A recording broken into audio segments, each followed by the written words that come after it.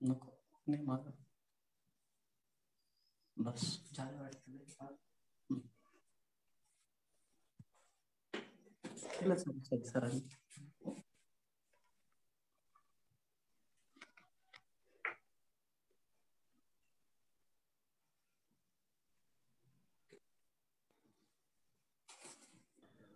आपण लाईव्ह आहोत सर. हो होय.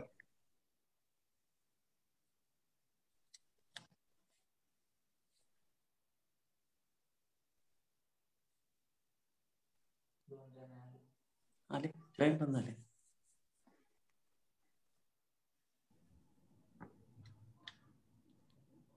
डिक्ले सर आपण सुरुवात करू शकतात आता. हो सर.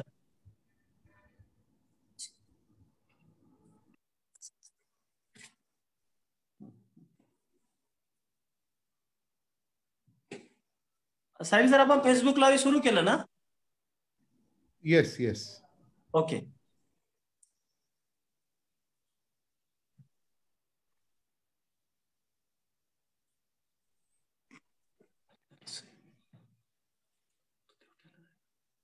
सुरुवात करतो आता.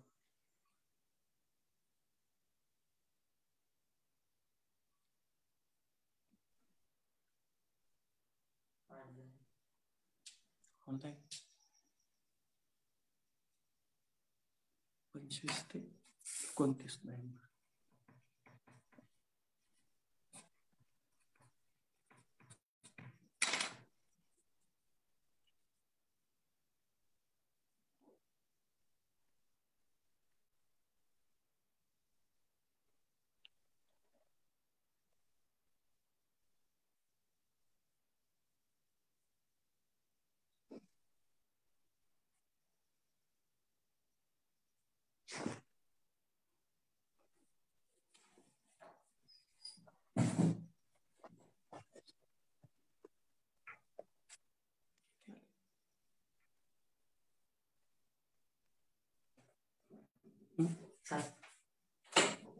हळूच लावतो.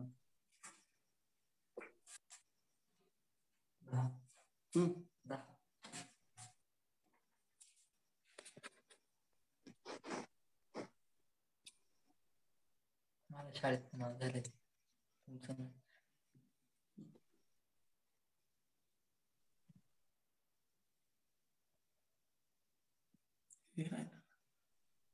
हॅलो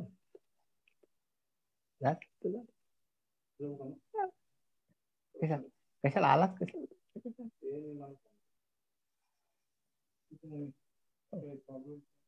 प्रॉब्लेम तर काही येणार.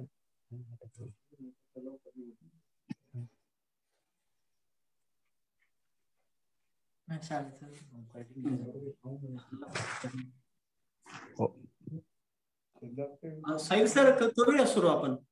हो हो.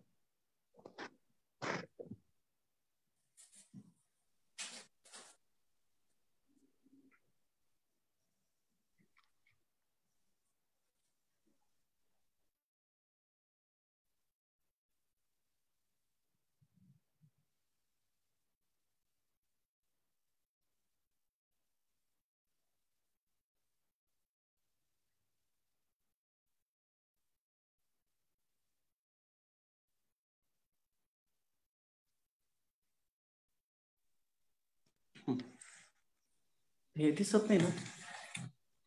मी दिसतो का बघ. उपस्थित सर्व कांदा उत्पादक शेतकऱ्यांचं आजच्या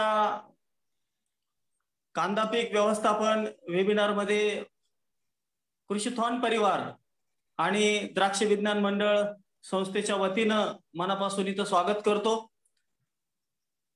आज हा वेबिनारचं जे आयोजन आहे हे कांदा उत्पादकांच्या खास मागणीवरून इथं आपण केलेलं आहे. कारण आज मितीला आपण जर बघितलं तर कांद्याचं सुद्धा तितकंच महत्व तयार झालेलं आहे आणि अनेक शेतकरी हे कांदा पिकावरच त्यांची उपजीविका आहे.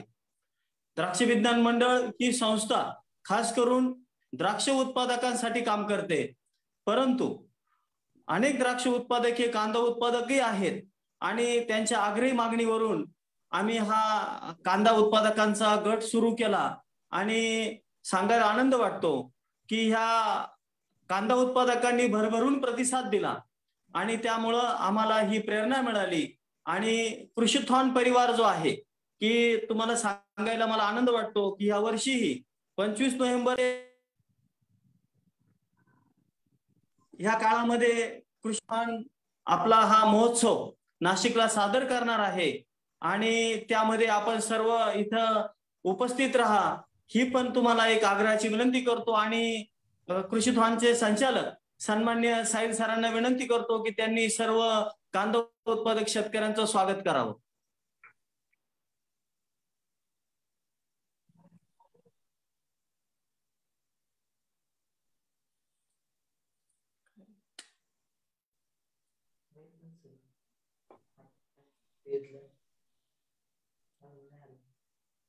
हॅलो. हा सर. येस. नमस्कार. मी साहिल नेहारकर, कृषीथॉनचा आयोजक. तर मी सर्व शेतकऱ्यांना नवीन वर्षाच्या शुभेच्छा देतो. आणि आजचं जे कांदा उत्पादकांसाठी आपण एक खास वेबिनार ठेवलेला आहे, त्याच्यासाठी आम्हाला खूप साऱ्या शेतकऱ्यांनी ढिकले सरांकडे आमच्याकडे इन्क्वायरी केली की याच्यावर हा एक हॉट टॉपिक आहे, त्याच्यावर आम्हाला नक्कीच जर मार्गदर्शन मिळालं तर त्यांना नक्कीच मदत होईल आणि चांगल्या पद्धतीने शेती करता येईल.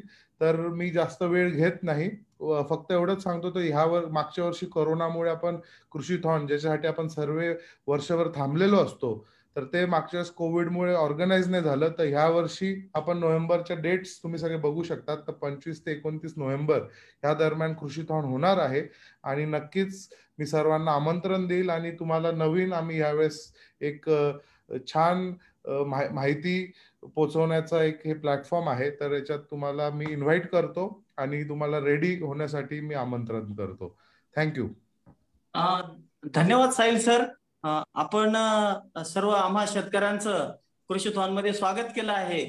आणि खास करून आपण द्राक्ष विज्ञान मंडळाच्या सभासदांना सर्वांना आपण पासेस सुद्धा उपलब्ध करून देतो की जेणेकरून बहुतांशी शेतकरी हे विनासायास आपल्या कृषीथॉन मध्ये सहभागी होतात. आणि यावर्षी आपण नवीन नवीन जे तंत्रज्ञान शेतीमध्ये आले, द्राक्ष शेती असेल, कांदा शेती असेल, डाळिंब शेती असेल, भाजीपाला शेती असेल, आणि त्यामध्ये सुद्धा आपण ते नवनवीन तंत्रज्ञान जे विकसित झालंय त्या तंत्रज्ञानाचा सुद्धा आपण ह्या यंदाच्या कृषीथॉन मध्ये समावेश करणार आहोत की जेणेकरून नवयुवकांना आलेलं नवीन तंत्रज्ञान हे प्रत्यक्ष तिथं पाहायला मिळावं. हीच आपल्या कृषीथॉनची महत्वाची भूमिका आपण आजपर्यंत पार पाडली आहे आणि ह्या वर्षी सुद्धा आपण सगळी जोमाने ती पार पाडणार आहोत. सर्व कांदा उत्पादकांचं पुनश्च एकदा मनापासून स्वागत करतो. आणि आजच्या ह्या वेबिनारसाठी आपल्याकडे जे तज्ज्ञ म्हणून आमंत्रित आहेत डॉक्टर नाकट सर. नाकट सरांबद्दल सांगायचं जर म्हटलं तर सर्वात अनुभवी असं कृषी क्षेत्रातलं व्यक्तिमत्व म्हणून त्यांच्याकडं बघितलं जातं. आणि नाकट सरांचा जर अनुभवाच्या बाबतीत तर विषयच नाहीये. आणि कांदा असू द्या, कोणतेही पीक असू द्या, प्रत्येक गोष्टीमध्ये अतिशय सखोल अशी ती शेतकऱ्यांना माहिती देतात. सन्मान्य Nakat sir, doctor Nakat sir, मी सर्व शेतकरी, कृषीथॉन परिवार आणि द्राक्ष विज्ञान मंडळाच्या वतीनं तुमचं मनापासून स्वागत करतो आणि तुम्हाला विनंती करतो की तुम्ही आपली ही जी कांद्याबद्दलची आम्हाला सर्व शेतकऱ्यांना माहिती द्याल आणि कार्यक्रमाच्या शेवटच्या सत्रात आपण शेतकऱ्यांकडून आलेल्या प्रश्न उत्तरांची समाधानकारक उत्तरं देऊया. पुनश्च सर्वांचं एकदा स्वागत करतो आणि नाकट सरांना विनंती करतो की आपण आपलं हे जे मार्गदर्शन सुरू करावं. धन्यवाद. नमस्कार कांदा उत्पादक शेतकरी बंधू, तसंच डॉक्टर डिकले, आपले जे संचालक आहेत कृषीथॉनचे साहिल साहेब, तसंच आजचा हा जो खास वेबिनार आपला अटेंड केलेला आहे तो म्हणजे द्राक्ष विज्ञान मंडळाच्या तर्फे. आणि आपण आज कांदा व्यवस्थापन कसं करायचं, खास करून आपल्याला चांगल्या प्रकारचा कांदा जो आहे, जो आपण एक्सपोर्ट करू शकतो किंवा जो ठेवल्यानंतर जास्त दिवस राहू शकतो, त्याला चांगला भाव मिळू शकतो, अशा प्रकारचा कांदा आपण कसा उत्पादन करायचा. कारण काही नवीन तंत्र आलेले आहेत. आणि महत्वाचा दुसरा जो मुद्दा आहे की आपण जे काही जसं द्राक्षामध्ये आज MRLचं आपलं प्रत्येकाला बघतो आणि सांगतो, तसंच कांद्यामध्ये सुद्धा काही वर्षांनी किंवा काही ठिकाणी सुरुवात पण झालेली आहे. तर तिथं सुद्धा तुम्ही ज्यावेळेस केमिकल्स मारता, पेस्टिसाइड्स मारतात, त्याच्यामध्ये फंगिसाइड्स असतील, कीटनाशक असतील किंवा विडीसाईड असेल, त्याचे जे अवशेष राहतात ते अवशेष तिथे राहू नये, त्या दृष्टिकोनातून आपल्याला आज बऱ्यापैकी उहापोह करणं पडणार आहे. खास करून मी महत्वाचा जो मुद्दा आहे की जास्तीत जास्त बायोलॉजिकलकडे आपण कसं वळू, कारण आपल्याला माहिती आहे की आपली जी जमीन आहे ही गेल्या एक 50 वर्षापासून त्याच्यामध्ये आपण पाणी आणि खताचा अपव्यय केलेला आहे आणि त्यामुळे आपल्या जमिनीमधलं जे काही सेंद्रिय पदार्थ आहे, जो 1% असायला पाहिजे कमीत कमी, तो आज 0.3 0.4% पर्यंत आलेला आहे. त्यामुळे जमिनी ह्या कडक झालेल्या आहेत. जमिनी जर कडक असतील तर खाली मुळं बरोबर तयार होत नाहीत आणि मूळ जर तयार होत नसेल तर झाडाचं जे तोंड असतं त्याच्यापासनं तुम्हाला जमिनीमधले आपण जे काही फर्टिलायझर्स टाकतो किंवा अन्नद्रव्य देतो त्याचं घेणं जे असतं ते होत नाही बरोबर आणि त्यामुळे आपल्याला ग्रोथ मिळत नाही. म्हणून मग कुठेतरी आपल्याला याचा उहापोह इथं करायला पाहिजे. तर सर्वप्रथम मला कांद्याबद्दल तुम्हाला जे सांगायचं आहे, कारण काय आपलं यंदा बऱ्यापैकी कांद्याचं जे आहे ते हुकलं. मध्यंतरी सप्टेंबरच्या दरम्यान कांद्याचे भाव वाढलेत, 100-120 रुपयापर्यंत गेलेत. गव्हर्नमेंटने त्याच्यावर टाच आणली, बरोबर, आणि त्याच्यानंतर मग कांदा जरासा कमी झाला. 3 महिन्यांनी कांदा जो आहे तो आज आपण जर बघित असेल डिसेंबरच्या मध्यामध्ये कांद्याचे भाव हे जवळजवळ 20 पर्यंत आलेत 100 रुपयावरून. तर त्या कांद्याच्या भावामध्ये एक चांगल्या प्रकारे हे झाले आणि गव्हर्नमेंटने आणखी आपलं एक्सपोर्ट जे आहे ते सुरुवात केलेली आहे आणि आता एक्सपोर्ट सुरू होऊन सुद्धा जवळजवळ एक 10 ते 15 दिवस झाले आहेत. 28 जानेवारीला एक्सपोर्ट साठी आपल्याला हे मिळालेलं आहे. तर बारकावे जर आपण घेतले सध्या परिस्थितीमध्ये तर आपल्याकडे 3 प्रकारचे कांदे आपण घेतो. एक जो पहिला प्रकारचा जो कांदा आहे ज्याला प्री मान्सून म्हणतात किंवा आणि दुसरा जो आहे तो पोस्ट मान्सूनचा आहे, ज्याला आपण खरीप कांदा म्हणतो किंवा पोळ कांदा म्हणतो. पहिला जो कांदा आहे जो आपल्याला जुलै-ऑगस्ट मध्ये आपण त्याची लागवड करतो आणि जवळजवळ ऑक्टोबर-नोव्हेंबर-डिसेंबरच्या दरम्यान तो कांदा तयार होतो. तसंच दुसरा जो कांदा प्रकार आहे हा जवळजवळ 20% पर्यंत लोक घेतात. तसंच दुसरा जो कांदा आहे तो पोस्ट मान्सून म्हणजे मान्सून गेल्यानंतरचा तिथं कांदा घेतात. तो जवळजवळ सप्टेंबर-ऑक्टोबर मध्ये किंवा ऑगस्ट पर्यंत त्याची हे केल्या जातं. आणि तिसरा जो प्रकारचा कांदा आहे त्याला रब्बी कांदा म्हणतात किंवा उन्हाळा कांदा म्हणतात. हा जवळजवळ 60% पर्यंत आपण घेतो आणि हा जो कांदा आहे तो आपण आपल्या स्टोरेजमध्ये जवळजवळ 6, 7, 8, 9 महिने आपण ठेवतो.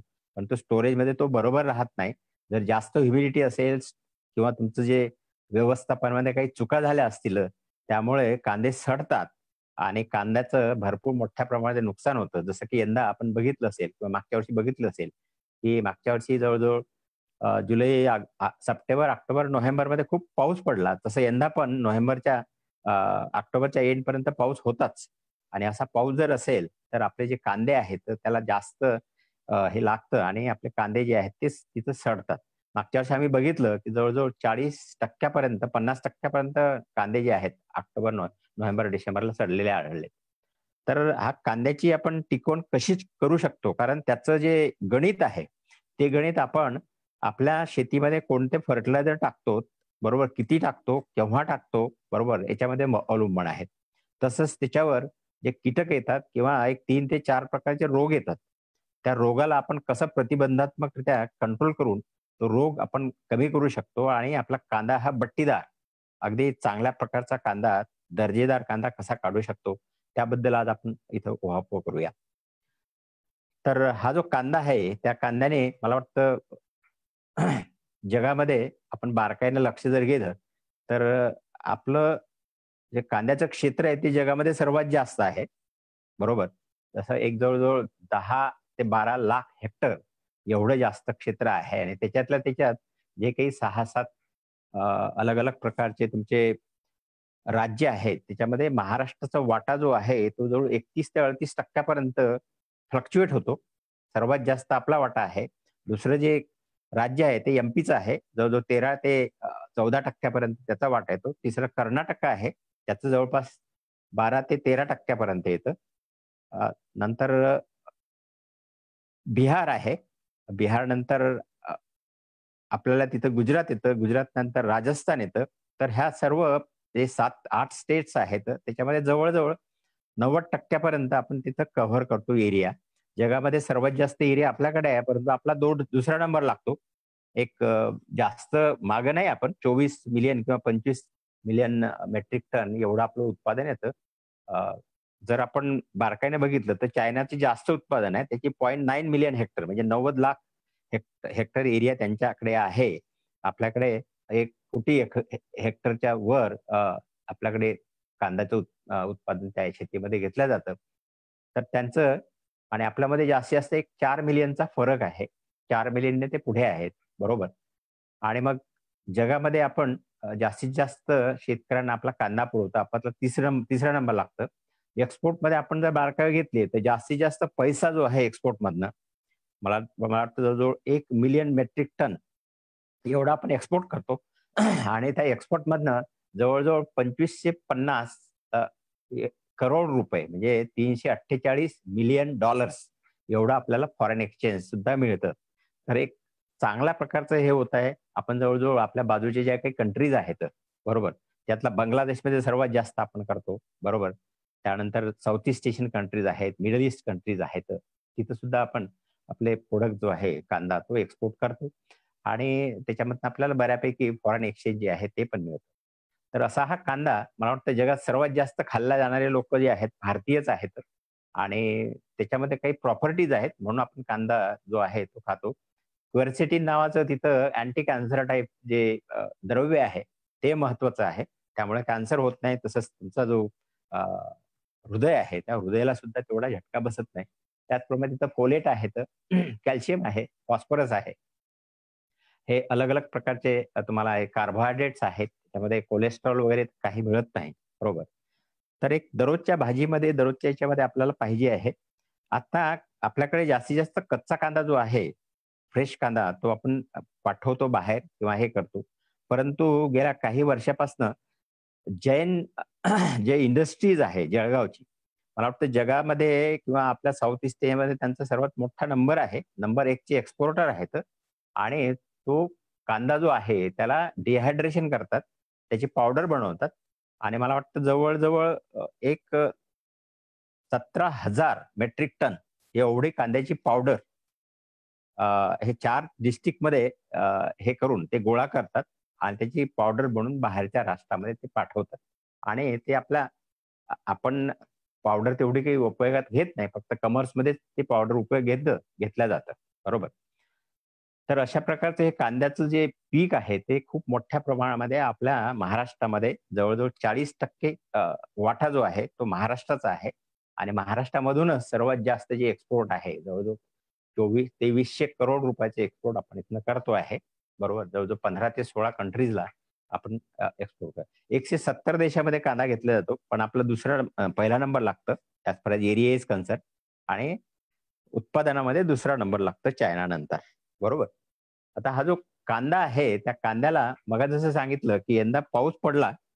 जवळजवळ जुलै एंडला पाऊस सुरू झाला. ऑगस्ट, सप्टेंबरला खूप धो-धो पाऊस पडला. त्याच्यामुळे जो काही पोळ कांदा होता तो पोळ कांदा आंध्र प्रदेश म्हणा किंवा कर्नाटक म्हणा त्याच्यामधनं काही येऊ शकला नाही. कारण त्याच्यामध्ये खूप मोठ्या प्रमाणामध्ये आर्द्रता असल्यामुळं तिथं अलग-अलग प्रकारचे रोग आलेत आणि जो कांदा तिथं नोव्हेंबर, डिसेंबरला यायला पाहिजे तो येऊ शकला नाही. आणि ज्यावेळेस नोव्हेंबर, डिसेंबरला कांदा आपला संपतो त्यावेळेस डेफिनेटली भाव जे आहेत ते वाढणं सुरू होतात.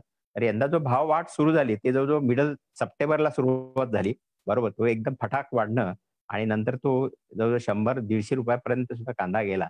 तो 3 महिने टिकला आणि मला वाटतं डिसेंबर नंतर कांदा जो आहे तो पूर्ववत यायला. तरी सुद्धा आता कांद्याचा जो भाव आहे होलसेलमध्ये तो 20 ते 40च्या दरम्यान चांगला कांदा 40 आणि कमीत कमी 20 अशा प्रकारचा कांदा आपल्याला हे मिळतो आहे.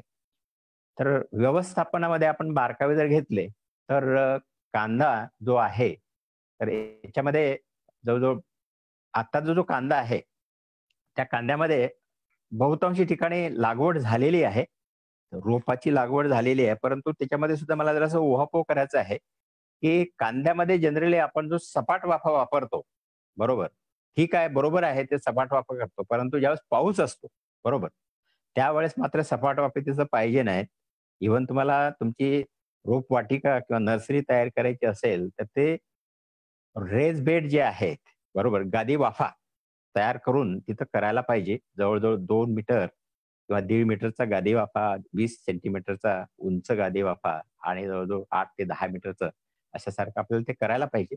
आणि तिथं लाईनीनं आपलं जे काही 4 किलो हे आहे, अ, त्या वाफ्यामध्ये आपल्याला टाकायला पाहिजे. पहिल्यांदा झारीनं पाणी द्यायला पाहिजे आणि त्याच्यानंतर मग अ, तसंच त्याच्यामध्ये रोप मर येतं. त्याच्याकरता ट्रायकोडर्मा नावाची जी बुरशी आहे, जी आम्ही कॉम्बॅट म्हणून विकतो, बरोबर. त्याचा सुद्धा आपण तिथं वापर डेफिनेटली केला पाहिजे. जो 50 ग्रॅम एका स्क्वेअर मीटरला आपल्याला तिथं घ्यायला पाहिजे, बरोबर. जवळ-जवळ 1 किलो तुम्हाला लागतं त्या नर्सरीला. परंतु आपण जे काही सीड टाकलं, ते त्याची रोपमर होत नाही. तिथं कोणत्या प्रकारचा रोग येत नाही. तसंच त्याची मुळं जी आहेत, ते मुळाचं एस्टॅब्लिशमेंट चांगलं होतं आणि तिथं खाली जे छोटे-छोटे हे आहेत, ते पण तिथं पकडतात. तर जवळ-जवळ 30 ते 40 दिवसाचा कांद्याचं रोप आपण वापरतो. त्याच्यामध्ये काही वेळेला पाऊस येतो. तर पाऊस जर आला, तर तिथं निश्चितपणे आपल्याला जे काही फंगिसाइड्स आहेत, कारण तिथं करपा येतात 2-3 प्रकारचा. एक काळा करपा म्हणतात किंवा जांभळा करपा आहे किंवा टेम्परेचर जास्त असेल, तर तपकिरी करपा सुद्धा येतो. बरोबर. तर हा करपा कंट्रोल करण्याकरता आपल्याला तिथं फंगिसाइड मारायला पाहिजे किंवा मग आपल्याकडे बायोलॉजिकल फंजिसाइडमध्ये सुडोमोनस आहे. सुडो म्हणून आपण त्याचा 5 ग्राम प्रति लिटरने वापर करायला पाहिजे. तसंच बॅसिलस सबटिलिस, मिलास्टिन म्हणून आहे. ते ते जवळ-जवळ 2 ते 3 मिली तर त्याचं मिक्सचर करून एक 15 आणि 30 दिवसाला त्याचा फवारा आपण जर दिला, तर आपल्या रोपावर कोणत्याच प्रकारचा रोग जो आहे, ते रोप निरोगी निघतं. बरोबर. आणि त्याला त्याची वाढ होण्याकरता आपल्याला 19-19-19 चा जर असा एखादा फवारा किंवा 2 फवारे जर दिले आणि त्याच्यामध्ये जर समुद्र शेवाळ विरहित हे जर टाकलं, ताबा म्हणून आहे, त्याचा 2 मिली प्रति लिटरचा वापर तिथं करू शकता तुम्ही किंवा व्हायटरमोन म्हणून आहे. ज्या नायट्रोजन फिक्सिंग बॅक्टेरिया आहेत, बरोबर. कारण हवेमध्ये 78% नायट्रोजन आहे आणि तो जो नायट्रोजन आहे, कारण तुम्हाला माहिती आहे तुम्ही कांद्यामध्ये किती युरिया टाकतात. कारण कांदा हे खादाड पीक आहे, त्याला नायट्रोजन खूप पाहिजे. ऑफकोर्स नायट्रोजनचा वापर हा केव्हाही 45 दिवसाच्या आतमध्येच व्हायला पाहिजे. त्याच्यानंतर जर वापर झाला, तर कांदाची क्वालिटी बिघडतं आणि कांदा हा जास्त दिवस टिकत नाही. कारण त्याच्यामध्ये नत्राचं प्रमाण वाढतं आणि नत्राचं प्रमाण जर वाढलं, तर तिथं कीटकं येतात. कीटकं खास करून टाका तिथं आपण ज्याला म्हणतो, बरोबर. त्याला थ्रिप्स म्हणतात आणि थ्रिप्स हे काही दिवसा दिसत नाहीत, कारण ते लपलेले असतात पोंग्याच्या आतमध्ये. तुम्हाला 10 ते 15 एका ठिकाणी जर तयार झाले असतील आणि ते खास करून डिसेंबरच्या 21 तारखेनंतर सुरुवात होते त्याची आणि ते वाढत जातात. ते पात जी असते त्या पातीवरती असं काय म्हणतात त्याला इजा करतात. त्यातला रस शोषण करतात आणि तुम्ही जर पाणी दिलं असेल किंवा पाऊस पडला असेल किंवा सकाळी-सकाळी दव झाला असेल, तर त्या दवामुळं ह्युमिडिटी वाढलेली असतं. आर्द्रता त्या आर्द्रतेमध्ये तिथं जे काही काळा करपा किंवा जांभळ्या करप्याचे बुरशीचे बीजफळं असतात, ते उगवतात आणि मग वरची जी पात आहे, तुम्हाला आता भरपूर ठिकाणी दिसत असेल. जसं-जसं टेम्परेचर वाढलं आणि शेवटी-शेवटी लोकांची जी अ, रोपाची पात होती, ती वरून वाळल्यासारखी तुम्हाला दिसते. तुम्ही बारकावे तिथे घेतले, तर तुम्हाला हे दोन्ही प्रकारचे करपे तिथे दिसतात. बरोबर. तर मला वाटतं त्याला कंट्रोल करण्याकरता आपल्याला एक सुडो आणि मिलॅस्टिन जे आहे किंवा सुडो अधिक बॅसिलस जे आहे, त्याचा तिथे वापर जर आपण केला, रोपवाटिकेमध्ये 15 आणि 30व्या दिवशी केलं, तर एकदम छानपैकी तुमचे रिझल्ट्स येतात. आणि रोप ज्यावेळेस आपण मेन फील्डमध्ये लागवड करतो, तर मेन फील्डमध्ये लागवड करत असताना महत्वाचा मुद्दा जो आहे, तुम्हाला रांगडा कांदा असो किंवा पोळ कांदा असो. कारण पोळ कांदा हा जनरली मान्सूनमध्ये येतं आणि मान्सूनमध्ये पाऊस पडतो. गेल्या 2 वर्षापासून आपल्याला तेच दिसत आहे, की भरपूर ठिकाणी पाऊस पडतो आहे आणि पाऊस जर पडला, पाणी जर साचलं, तर निश्चितपणे तिथं अलग-अलग प्रकारचे रोग येतात. खाली जे मूळसड आहे, ते मूळसड पण येतं. त्या सडलेल्या मुळामध्ये आणखी यंदा मॅगॉट जे आहे, ओनियन मॅगॉट नावाचं जे कीटक आहे, ते त्याच्या आतमध्ये गेलं. त्यामुळे पूर्ण कांदा जो आहे तो सडला आणि कांदा हा वाढला नाही. शेवटी लोकांना तो उपटून टाकावा लागला आणि त्यामुळं ऑक्टोबर-नोव्हेंबरमध्ये आपल्याला पाहिजे तेवढा कांदा मिळाला नाही आणि भाव हे भडकलेत आणि मागच्या वर्षी सुद्धा तसंच झालं होतं. तर खास करून त्याचं उहापोह मला एवढाच करायचा आहे, की ज्या वेळेस आपण मान्सूनमध्ये हे करतात, त्या वेळेस तिथं रेस बेड किंवा ब्रॉड बेड फरो हे करूनच आपला जो कांदा आहे, तो कांदा तिथं लागवड केली पाहिजे किंवा मग फरोज आहेत त्या सरीवरंबा पद्धतीमध्ये कांदाची लागवड करून तिथं हे करायला पाहिजे.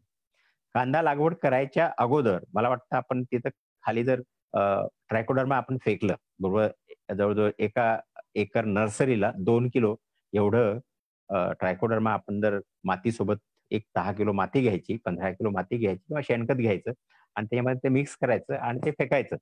तेवढं जर फेकलं आणि त्याला पाणी दिलं बरोबर, तर त्याची जी मुळं आहेत त्या मुळसड येत नाही आणि त्यानंतर आपण ते ट्रान्सप्लांटिंग करू शकतो किंवा ट्रान्सप्लांटिंग करायच्या अगोदर आपण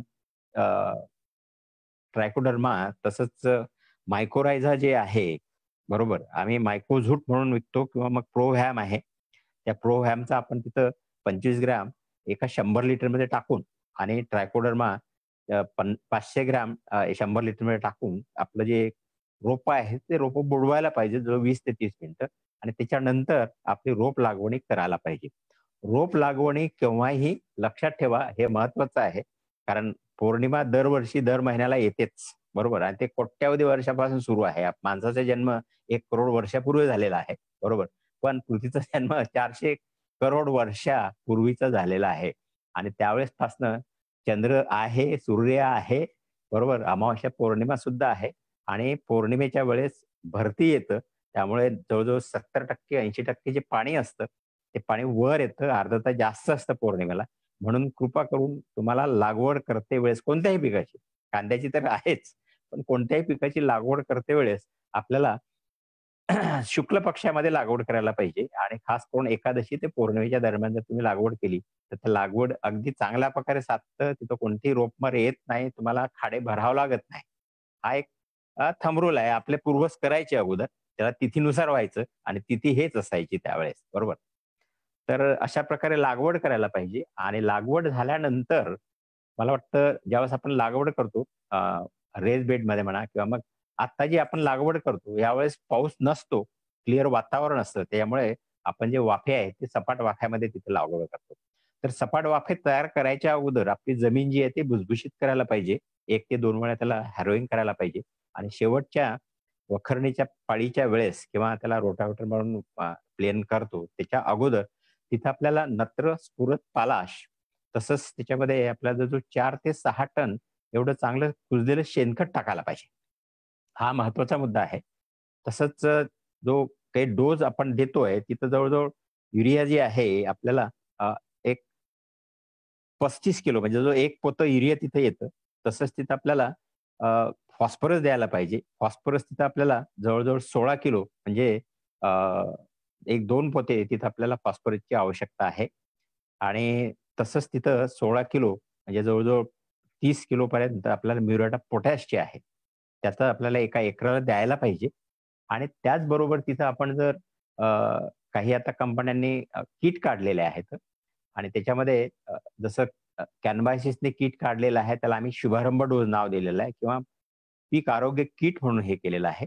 तो किट जवळजवळ 13 किलोचा आहे आणि त्याच्यामध्ये आपल्याला स्पीड कंपोस्ट नावाचं जे आहे, त्याच्यामध्ये 6 मित्र बुरश्या आहेत, 3 मित्र अ, जीवाणू आहेत. असे जवळजवळ 4 आणि 3 7 आपले मित्र त्याच्यामध्ये जीवाणू आहेत. जवळजवळ आपल्याला 4 किलो एका एकराला द्यायला पाहिजे. आपण एका ग्रॅममध्ये जवळजवळ 50 कोटी एवढे जीवाणू आहेत त्याच्यामध्ये. तर त्याला गुणिलं जर केलं तर आपल्याला 2 लाख करोड म्हणजे 2 ट्रिलियन एवढे आपण पहिल्याच दिवशी आपल्या एका एकरामध्ये एवढे चांगले आपले मित्र जीवाणू तिथं टाकतो. तसंच आपण तिथं ताबा ग्रॅन्युल्स जे असतात, ज्याला झिंक सोल्युबलायझिंग बॅक्टेरिया आहेत, त्या आपण त्याच्यामध्ये टाकतो. कारण त्यात सुद्धा जवळजवळ आपल्याला 4 किलो एवढा डोस आहे आणि जवळ-जवळ 30 जवळ-जवळ 10 कोटी एवढे एका ग्रॅममध्ये आपल्याला तिथे मिळतात. बरोबर. तर ते सगळं जवळ-जवळ 4,000 कोटी आपण हे जीवाणू टाकतो. तसंच तिथं आपण TB3 जी आहे, टी म्हणजे टीम, बी म्हणजे बॅक्टेरिया, टीम ऑफ 3 बॅक्टेरिया. जसं आपण हे म्हणतो, की देवाने खूप मोठ्या प्रमाणामध्ये आपल्याला नत्र दिलेलं आहे. आपली जी हवा आहे, त्या हवेमध्ये 100 ग्रॅम जर हवा पकडली, तर त्याच्यामध्ये तुम्हाला 78 ग्रॅम नत्र असेल. 21 ग्रॅम त्याच्यामध्ये प्राणवायू असतो, जो आपल्याला पाहिजे, बरोबर. आणि मग आपण जो धूर सोडतो, त्या धुरामध्ये कर्बमला वायू असतो. तो जवळ-जवळ 0.35 ग्रॅमचा असतो. तर हे जर तुम्ही कॅल्क्युलेशन केलं, तर 78 अधिक 21 99.3% तुम्हाला कर्बमल वायू आहे आणि बाकी झेनॉन, नेऑन, क्रिप्टॉन बाकीचे जे. तर 99.4 अधिक बाकीचे 0.6 जे आहे ते 3-4 प्रकारचे जे गॅसेस आहेत. झेनॉन आहे, निऑन आहे, क्रिप्टॉन आहे, हे गॅसेस. पण महत्वाचा मुद्दा जो सांगायचा आहे की देवाने अगणित प्रमाणामध्ये 1 हेक्टर जर जमीन असेल त्याच्यावरची जर तुम्ही हवा बघितली असेल तर त्याच्यामध्ये 7,000 किलो एवढा नत्र बसलेला असतो. बरोबर. फक्त तो तुम्हाला काढायचा आहे आणि काढायचा कसा? तर अझोटोबॅक्टर आपल्याला देवाने दिलेली एक खूप मोठी हे आहे. कारण आपण जे नत्र हे आलेलं आहे ते मला वाटतं 1905 साली जर्मन शास्त्रज्ञांनी सोडून काढलेला आहे आणि त्याचा वापर जो आहे तो आपण 1900 मला वाटतं 50 सालानंतर सुरुवात झाली किंवा 1945 सालानंतर सुरुवात झालेली आहे. आपल्या इथे 1960 सालापासून आपण हे फर्टिलायझर वापरतो. पण त्याच्या अगोदर कारण आपलं अग्रिकल्चर हे जवळजवळ 10,000 वर्षापूर्वीच आहे आणि त्यावेळेस तर काही फर्टिलायझर नव्हते. तरी सुद्धा आपण सर्वच पिकं चांगल्या प्रकारे घेत होतो. आपल्याला चांगलं उत्पादन पण मिळत होतं. बरोबर. तर मला वाटतं तिथं कुठेतरी आपल्या ह्या ज्या नायट्रोजन फिक्सिंग बॅक्टेरिया आहेत. तर ही एकच्यापैकी एक बॅक्टेरिया जे अझोटोबॅक्टर किंवा अझोस्पिरिलियम ते आपण याच्यामध्ये टाकतो. तर त्या TB3 मध्ये ही बॅक्टेरिया आहे. तसंच फॉस्फेट सोल्युलायझिंग बॅक्टेरिया आहे. बरोबर. आणि तिसरी जी बॅक्टेरिया आहे ते पोटॅश मोबिलायझिंग बॅक्टेरिया आहे. बरोबर. तर ह्या तिन्ही बॅक्टेरिया आपण जवळजवळ 30 करोड एका ग्रॅममध्ये आपण ते देतोय आणि 30-90 बरोबर 3 किलोचा डोस आहे 3,000 किलो. तर 90,000 कोटी. तर तुम्ही बघा 2 लाख कोटी अधिक 0.9 कोटी आणि हे आणखी 0.9 कोटी. असं जवळजवळ 99-18 बरोबर असं 3.8 करोड इतके आपण जीवाणू ह्या 3 याच्यामधून टाकतो आणि शेवटी जे मायक्रोरायझा आहे, मायक्रोझूट म्हणून आपण 2 किलोचे ग्रॅन्युल्स त्याच्यामध्ये टाकतो किंवा प्रोव्हॅम आहे. त्याचं ग्रॅन्युल्स नाही आहेत, पण आपण नंतर त्याचा वापर 100 ग्रॅम म्हणून करू शकतो. बरोबर. तर मायक्रोझूटचे ग्रॅन्युल्स आहेत तर ते 2 किलो एका एकरात टाकतो. एंडो आणि एक्टो दोन्ही मायक्रोरायझा त्याच्यामध्ये आहेत. एक महत्वाचा मुद्दा जो आहे की ट्रायकोडर्मा जे आहे ते आपलं मेन जे सोटमूळ असतं ते वाढवतं. ते लांब करतं, ते नंबर सुद्धा वाढवतं, डबल नाही करतं. तसंच तुम्हाला मायक्रोरायझा जर त्याला दिलं तर मायक्रोरायझामुळं तुम्हाला पांढरे जे मुळं आहेत ते खूप मोठा गुच्छचा गुच्छच तिथं तयार होतो. तुम्ही बघू शकता. तर याच्यामुळे तिथं पांढरे मुळं आणि सोटमुळं ह्या दोन्ही प्रकारचे मुळं तिथं खूप मोठ्या प्रमाणामध्ये तयार होतात. जेवढे मुळं चांगले असतील, जास्त असतील, तेवढं ते जे कांद्याचं पीक आहे ते चांगल्या प्रकारे आतमधले जे नत्रस्फुरत पाला असते 16 तुमचे अन्नद्रव्य आहेत ते चांगल्या प्रकारे ते घेऊ शकतात. आणि तिची वाढ जी आहे ती वाढ खूप चांगल्या प्रकारे तिथं होते. परंतु आपल्या जमिनी आपण जर बघितलं तर जवळपास सर्वच जमिनी पाणी आपण देतो त्याच्यामुळं अल्कलाईन झालेल्या आहेत. आणि डेक्कन ट्रॅप पासून तयार झालेल्या जमिनी बऱ्याचपैकी अल्कलाईन आहेत. आणि जर अल्कलाईन पीएच असेल तर झिंक जमिनीमध्ये असतो परंतु तो घेतला जात नाही. आणि झिंकमुळं जवळजवळ 300 अलग-अलग प्रकारच्या रिएक्शन ज्या असतात बायोकेमिकल रिएक्शन पेशीमधल्या त्या पार पाडतात. त्याच्यामुळे त्याची ग्रोथ होतं. त्याला हार्मोनल बॅलन्सिंग होतं. जैविक अजैविक ताणामध्ये ते त्याला सामोरे जाऊ शकतं झिंकमुळं. म्हणून आपण तिथं झिंक सोल्युबलायझिंग बॅक्टेरिया जे आहे ताबा दाणेदार ते इथं 4 किलो टाकतो. बरोबर. तर हा जो डोज आहे आपण 13 किलोचा तो आपल्या शेणखतामध्ये मिक्स करून आणि ते सर्व मिक्स झाल्यानंतर त्याच्यामध्ये युरियाचं 1 पोतं, 3 पोते आपलं सिंगल सुपर फॉस्फेट आणि एक अर्ध पोतं जे आहे ते म्युरेट ऑफ पोटॅश मिक्स करून चांगलं टाकायला पाहिजे. वाफे तयार करायला पाहिजेत. वाफे तयार करून पौर्णिमेला त्याच्यात जे सीड आपलं सीडलिंग ड्रेसिंग केलेलं आहे किंवा ट्रीटमेंट केलेली आहे. ते सीडलिंग ट्रीटमेंट केलेले पौर्णिमेला च्या दरम्यान आपल्याला तिथं लागवड करायला पाहिजे. लागवड झाल्यानंतर ते चांगल्या प्रकारे तिथं एस्टॅब्लिश होतं आणि एस्टॅब्लिश झाल्यानंतर तुम्ही जे पहिलं गोष्ट करता की त्याला कोणत्याही प्रकारचं तणकट यायला नाही पाहिजे. म्हणून एक जास्तीत जास्त लोकं गोल मारतात, पण गोलचा झटका बसतो. तर गोलचा झटका न बसण्याकरता तिथं तुम्ही जर समुद्र शेवाळ जो आहे ताबा म्हणून आपलं तिथं 2 मिली एका लिटरला त्याची फवारणी जर केली आपण बरोबर त्याच्यासोबत तर याला झटका बसत नाही आणि त्याची ग्रोथ जी आहे ती ग्रोथ थपकत नाही. त्याच्यानंतर जवळजवळ 30 आणि 45 दिवस लागवड केल्यानंतर मला वाटतं त्यावेळेस आपल्याला तिथं टॉप ड्रेसिंग जे आहे, टॉप ड्रेसिंगमध्ये आपल्याला नत्र हा तिथं द्यायला पाहिजे. जवळ-जवळ आपल्याला एक 35 किलो एवढा युरिया जो आहे, म्हणजे एक कट्टा जवळपास येतं. कारण आज 40 किलोचा 1 कट्टा झालेला आहे. बरोबर. तर 1 कट्टा NC युक्त किंवा तुमचं निमकेक लावलेलं, निंबोळी पेंडीचं तेल लावलेलं युरिया आपल्याला तिथे मिळतं, तर स्लो रिलीज होतं. तर जवळजवळ 35 किलो आपल्याला तिथे युरिया 30व्या दिवशी आणि 45व्या दिवशी. आणि त्यासोबत मला वाटतं ह्या ज्या बॅक्टेरिया आहेत, बायोनेट म्हणून ग्रॅन्युल्स आहेत आमच्याकडे. त्याच्यामध्ये अझोस्पिरिलियम आणि अझोटोबॅक्टर, ज्या फ्री नायट्रोजन जो तुम्हाला जमिनीमध्ये त्याच्या पोअर स्पेसमध्ये बसलेला असतो, तो नायट्रोजन तिथं फिक्स करून देतं. तो ऑर्गॅनिक असतो आणि त्यामुळे तिथं वाढ पण चांगली होतं. एवढंच नाही, तर तिथं कोणत्याही प्रकारचा रोग जो आहे त्याला इंड्यूस सिस्टमिक रेजिस्टन्स म्हणतात. ते रेजिस्टन्स पॉवर सुद्धा त्याला देतं. तुमची ग्रोथ पण चांगली होते. तर 30 आणि 45 दिवसाला आपल्याला एक 35 किलो युरिया आणि त्याच्यासोबत ही जी बॅक्टेरिया आहेत, बायोनेटच्या ग्रॅन्युल्स किंवा दाणेदार, ते आपल्याला 4 किलो एका एकराला टाकायला पाहिजे. आणि कोणत्याही परिस्थितीमध्ये कृपा करून लक्ष द्या, कोणत्याही परिस्थितीमध्ये 45 दिवसानंतर आपल्याला त्याच्यात नायट्रोजन टाकायचा नाही. नायट्रोजन टाकलं तर आपलं जो कांद्याची क्वालिटी आहे ती बिघडतं. आपल्याला साठवणुकीमध्ये कांदा टिकतच नाही आणि तो जास्तीत जास्त सडतो. तसंच तुम्हाला पुढे जर पाऊस आला, आर्द्रता वाढली किंवा खाली सकाळी सकाळी धुकं आलं, तर तुम्हाला त्याच्यावर अ, टाका पण येतो, थ्रिप्स पण येतात, बरोबर. आणि त्याचबरोबर तिथं अळी पण येऊ शकतं. आणि तो जो थ्रिप्स आहे तो तिथे इजा करतो पातीला आणि त्या पातीच्या वर काळा करपा आणि जांभळा करपा हे दोन्ही करपे येतात थंडी असेपर्यंत. एकदा थंडीची वाढ सुरू झाली, आता बघा फेब्रुवारीच्या 19 तारखेला वसंत ऋतू सुरू होतो आणि तुम्हाला आता जाणवलं असेलच की टेम्परेचर जे आहे ते 17च्या पुढे गेलेलं आहे मिनिमम. आणि मॅक्झिमम टेम्परेचर जे आहे, आता आणखी 1 किंवा 2 दिवस तुम्हाला टेम्परेचर जाणवेल कमी 12-11च्या दरम्यान. परंतु नंतर मिनिमम टेम्परेचर जे 16-17 पर्यंत जाईल आणि मॅक्झिमम टेम्परेचर हे जवळजवळ 30च्या वर जाईल, बरोबर. आणि ज्या ज्या वेळेस टेम्परेचर हे वाढतं त्यावेळेस थ्रिप्सचा अटॅक जो आहे तो सुद्धा वाढतो, बरोबर. तर थ्रिप्सचा अटॅक वाढल्यामुळं आपल्याला तिथं पोंग्यामध्ये थ्रिप्स असतात. मग जसं सांगितलं, थ्रिप्स वरून दिसत नाही. ते संध्याकाळी येतात बाहेर आणि त्याला एक दात असतो. त्या दाताने ते कापतात करवतीसारखे. त्याच्यामधनं जो ज्यूस असतो, रस असतो, त्याला ते पितात आणि पिल्यानंतर तिथे एक पांढरासा टिपका तयार होतो.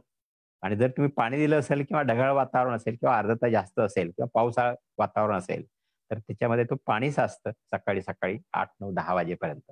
आणि तिथं काळा करपा आणि जांभळा करपा लो टेम्परेचरमध्ये तयार होतं आणि त्यामुळे वरची जी पाती आहे ती पाती बिघडते, बरोबर. तर पाती बिघडू नये, कारण पाती जी आहे हे हिरवीगार असायला पाहिजे, कोणत्याही प्रकारचा रोग नसायला पाहिजे, कीटक नसायला पाहिजे. आणि त्याचं ते स्वयंपाकघर आहे आणि स्वयंपाकघराला चांगलं टिकवणं हे आपलं कर्तव्य आहे. तरच तुम्हाला खालचा जो कांदा आहे तो कांदा एकदम बट्टीदार, चांगल्या प्रकारचा दर्जेदार तिथं कांदा आणि जास्तीत जास्त उत्पन्नवाला कांदा तिथे तुम्हाला मिळेल, बरोबर. त्यानंतर आपल्याला एक दुसरा महत्वाचा मुद्दा आहे की कांदा सरळ वाढतो, त्याची पात जी असते त्यावर पाणी टिकत नाही.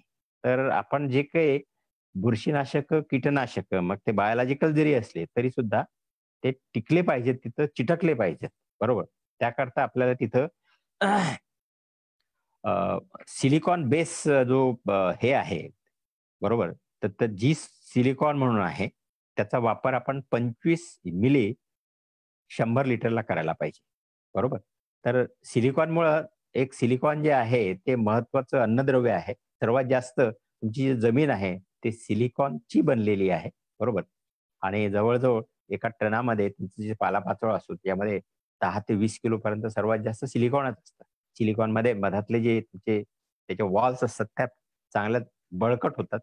त्याच्यामुळे त्याच्यामध्ये कोणत्याही प्रकारची बुरशी आतमध्ये जाऊ शकत नाही किंवा कीटक जे आहेत रस शोषक कीटक ते सुद्धा एवढं डॅमेज करू शकत नाही. तर एका दगडाने आपल्याला तिथं 2-3 पक्षी मारले जातात आणि हमखासपणे केव्हाही फवारणी करत असताना कीटकनाशकाची फवारणी करा किंवा बुरशीनाशकाची फवारणी करा किंवा तुम्हाला तिथं हे जे जी सेल आहे त्याचा वापर हा करायला पाहिजेच आणि जास्त डोस नाही आहे आपल्याला. 25 मिली 100 लिटरमध्ये टाकून त्याचा आपल्याला वापर करायला पाहिजे. आता इथे तिसरी जी महत्वाची गोष्ट आहे की बऱ्याचदा आपलं जमीन जे आहे ते अल्कलाईन असतं, जमीन भुसभुशीत नसतं, कडक असतं आणि त्यामुळे तिथं अन्नद्रव्य जे आहे ते जमिनीमध्ये आहेत, परंतु ते घेता येत नाहीत झाडाला, बरोबर. झिंक असेल तर झिंक कार्बोनेट तयार होतं ते खालच्या ह्याच्यामध्ये जातं. त्याचे जे अ, मूळ असतात, पांढरे मूळ ते काही जास्त खोल जात नाहीत, बरोबर. एक 3 सेंटीमीटर जास्तीत जास्त 5 सेंटीमीटर तुम्हाला त्याचे मुळं तुम्हाला जाताना दिसतात. तर त्याच्या खाली जर झिंक गेलं कार्बोनेट म्हणून तर त्याला घेता येत नाही. आणि झिंकमुळे मग जसं सांगितलं की 300 अलग अलग प्रकारचे रिॲक्शन्स आहेत. हार्मोनल बॅलन्सिंग आहे. तुम्हाला जर पुढं अजैविक ताण किंवा जैविक ताण आले असतील किंवा गारपीट आली असेल किंवा जास्त टेम्परेचर असेल किंवा एकदम कमी टेम्परेचर झालं असेल, म्हणजे 5च्या खाली गेलं असेल, तर आतमध्ये पेशी असतात. त्या पेशीमध्ये बर्फ तयार होतं आणि बर्फ तयार झाल्यामुळे त्याचं आकारमान वाढतं आणि पेशी फुटतात. बरोबर. त्याला आपण फ्रॉस्ट इंजुरी म्हणतो. बरोबर. तर हे फ्रॉस्ट इंजुरी न होण्याकरता मला वाटतं तिथं आपल्याला एक जे प्रोडक्ट आहे, देवाने दिलेली देणगी आहे ती. बरोबर. सुडो म्हणून जे आहे सुडोमोनास. बरोबर. आमच्याकडे जे सुडोमोनास आहे, ते बर्फ तिथं तयार होऊ देत नाही. तर त्याचा वापर मला वाटतं 15 किंवा 12 डिग्रीच्या खाली टेम्परेचर ज्यावेळेस जातं, त्यावेळेस त्याचा वापर तिथं करायला पाहिजे. आणि एवढंच नाही, तर तिथं येणारा जो करपा आहे, त्या करप्याचा सुद्धा ते कंट्रोल करतात. तर सुडो म्हणून जे आहे ते 5 ग्रॅम प्रति लिटरचा वापर करायला पाहिजे. महाग नाही, ₹300 किलो आहे. जास्त ₹250-300 किलो आहे. बरोबर. आणि एका एकराला जास्तीत जास्त 1 किलो लागतं. ₹300 मध्ये तुमचं काम होतं. कोणत्याही प्रकारचं अवशेष तिथं मिळत नाही. तुम्ही आत्ता फवारलं, कांदा आत्ता खाल्ला तरी सुद्धा तुम्हाला काही होणार नाही. कारण तुमच्या अवयवामध्ये सुडोमोनास बसलेलंच आहे. पाण्यामध्ये सुडोमोनास असतं, हवेमध्ये सुडोमोनास असतं, आपल्या अंगाला चिटकलेलं असतं. तर सुडोमोनास बरोबर आपण खेळतोच. बरोबर. तर हे निसर्गाने दिलेली देणगी आहे. आणि मला वाटतं त्याचा वापर ज्यावेळेस टेम्परेचर हे 12च्या खाली गेलं असेल, तिथं जर फ्रॉस्ट इंजुरी होत असेल, कोणत्याही पिकाला, मी हे फक्त कांद्याचंच म्हणत नाही. इव्हन याच्यामध्ये सुद्धा द्राक्षामध्ये आहे, डाळिंबामध्ये आहे, सर्वच पिकामध्ये. ऑफकोर्स डाळिंबाला तुम्हाला 9 डिग्री सेंटीग्रेड पर्यंत टेम्परेचर तर काही होत नाही. तरी पण ज्यावेळेस टेम्परेचर हे खाली जातं आणि खास करून आपल्या इथं जवळ-जवळ 1 महिन्यापर्यंत आपलं टेम्परेचर जे असतं ते 5च्या खाली सुद्धा जातं, निफाडला आणि मालेगावला. तर अशा परिस्थितीमध्ये, कारण आपला जो कसमादे पट्टा आहे, कसमादे, येवला, नांदगाव, बरोबर, निफाड, सिन्नर या सर्व ठिकाणी जवळ-जवळ वाटतं इंडियामध्ये सर्वात जास्त एकरेज आपल्या इथं आहे. बरोबर. तसंच सोलापूर आहे, नगर आहे, नाशिक आहे, जळगाव आहे, पुणे आहे, सोलापूर आहे, नगर आहे. 95% एरिया जी ओनियनची आहे, ते या पूर्ण डिस्ट्रिक्टमध्ये आपल्याला होतं. ते जे 3 आणि 3, 6 आणि 7 जे डिस्ट्रिक्ट आहेत. तसंच जैन जे आहेत ते जळगावला मला वाटतं जगामध्ये सर्वात जास्त ओनियनची पावडर बनवणारे तेच आहेत. आणि मग जसं सांगितलं 17,000 टन ते एक्सपोर्ट करतात. बरोबर. आणि ते खास करून कमर्शियल याच्यामध्ये पिझ्झामध्ये किंवा तुम्हाला जे काय म्हणतात पोटॅटोचे वेफर्स आहेत, त्याचे वेफर्स आहेत, त्याच्यामध्ये लोकं टाकतात. कांदायुक्त वेफर्स जे असतात, त्याच्यामध्ये ते. आणि बाहेरचे लोकं सर्व लोकं पावडर वापरतात. कोणी चिरत नाही, चिरत बसत नाही. बरोबर. तर पुढं आपल्याला एक असं येतं, की आपल्याला त्याला खास करून नायट्रोजनची आवश्यकता असतं. तर आपल्याला मग जसं सांगेल 30 आणि 45व्या दिवशी टॉप ड्रेसिंग करायला पाहिजे. 45 दिवसानंतर किंवा नत्र देऊ नका. बरोबर. आणि त्यानंतर मला वाटतं एक आणखी एक महत्त्वाचा मुद्दा आम्हाला जो सापडलेला आहे, की तुम्ही जर अलग-अलग प्रकारचे मायक्रोन्यूट्रंट्स आहेत. त्याच्यामध्ये झिंक आहे, मॅग्नेशियम आहे, मॅंगनीज आहे, फेरस आहे, बोरॉन आहे. तर याचं एक कॉम्बिनेशन केलेलं समुद्र शेवाळाला जोडलेलं लेटेस्ट टाइप ऑफ मला वाटतं नॅनो टेक्नॉलॉजी प्रोडक्ट आहे. कॅनबायसिसकडे ताबा म्हणून नाव आहे त्याचं. सध्या परिस्थितीमध्ये या उकड्याचा खूप मोठा प्रॉब्लेम तुम्हाला जाणवेल. तर उकड्या सुद्धा किंवा सनबर्निंग सुद्धा ते येऊ देत नाही. आम्ही हे पण बघितलेलं आहे, की तुम्ही द्राक्षामध्ये त्याचं 13व्या दिवशी, 17व्या दिवशी, 25व्या दिवशी, 45व्या दिवशी आणि 80 ते 90 दिवसाला उकड्यासाठी जर मारलं 5 वेळा, तर तुम्हाला पेपर कव्हरची सुद्धा जरूरत पडत नाही. पिंकी तिथे येत नाही. हे पण आम्ही ते बघितलेलं आहे. तर अशा प्रकारचं हे जे एक अनन्यसाधारण असं बायोस्टिम्युलंट आहे, CIB रजिस्टर्ड आहे. बरोबर. तर त्याचा वापर आपल्याला 30 दिवस तसंच तुम्हाला जे जैविक झटके बसतात किंवा अजैविक झटके बसतात. तुम्ही विडीसाईड मारताय, त्याच्यामध्ये सुद्धा तुम्ही ताबा जर मारलं, तर विडीसाईडची तुम्हाला जे रिएक्शन होतं, ते सुद्धा ते थांबवू शकतं आरामात. मग ते 2,4-डीची असो, ग्रामोक्झोनची असो किंवा मग तुमचे जे गोल मार्क आहे, त्या गोल मार्कचे सुद्धा. तर हा ताबा जो आहे आणि नायट्रोजन फिक्सिंग बॅक्टेरिया जे आहेत, व्हायटरमोन म्हणून आहे किंवा ETM म्हणून आहे. तर ते 2-2 मिली एका लिटरला आपण जर एक 30व्या दिवशी, 45व्या दिवशी आणि 60व्या दिवशी त्याचा वापर जर केला, तर आपल्याला आपल्या कांद्याची वाढ, खाली मुळाची वाढ, कांद्याची फुगवण, बरोबर. तुम्हाला एक 10 दिवस कांदे डेफिनेटली अगोदर मिळतातच. आणि कांद्याची जी क्वालिटी असते ती अनन्यसाधारण. चकाकणारा, अगदी बट्टीदार आणि चांगला घट्ट कांदा तुम्हाला तिथं त्या 3 फवाऱ्यामध्ये दिसतं. महाग नाही, म्हणजे 3,000 रुपये जातात.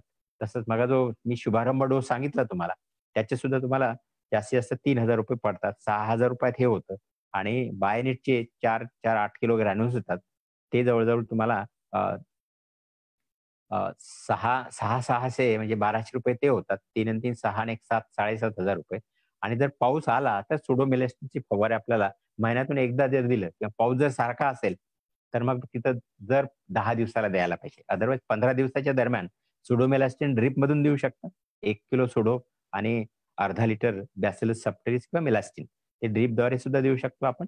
आणि वरचे जे काही रोग येतात, मग त्याच्यामध्ये करपा असेल, जांभळा असेल, काळा असेल किंवा आता जो जास्त टेम्परेचर झाल्यानंतर ब्राऊन करपा येतो, बरोबर. तपकिरी करपा ज्याला म्हणतात. तर तो सुद्धा तुम्हाला चांगल्या प्रकारे कंट्रोल मिळतो, बरोबर. डाउनी मिल्ड्यू पण तिथं कंट्रोल मिळतं. एवढंच नाही तर बहुतांशी ठिकाणी पाणी जर जास्त असेल, तर खालची जी मुळं आहेत, तर ते मूळसट तिथं होतं आणि कांदा वाढलेला दिसत नाही. कांद्याची पात जी आहे ती पिवळी पडते. तर त्याला आपल्याला कंट्रोल करायचं असेल, ते खास करून डिसेंबरच्या 15 तारखेनंतर आपल्याला दिसतं. म्हणजे जानेवारीच्या पहिल्या आठवड्यामध्ये जास्त प्रमाणामध्ये दिसतं. तसंच आता जे ट्रान्सप्लांटिंग होते ते मार्चच्या पहिल्या तिसऱ्या आठवड्यापासून आपल्याला दिसायला सुरुवात होते. तर तसं जर झालं, मुळसट जर तुम्हाला दिसली, तर तिथं आपल्याला कॉम्बॅट नावाचं किंवा ट्रायकोडर्मा कॉम्बॅट ट्रायको म्हणून नाव आहे.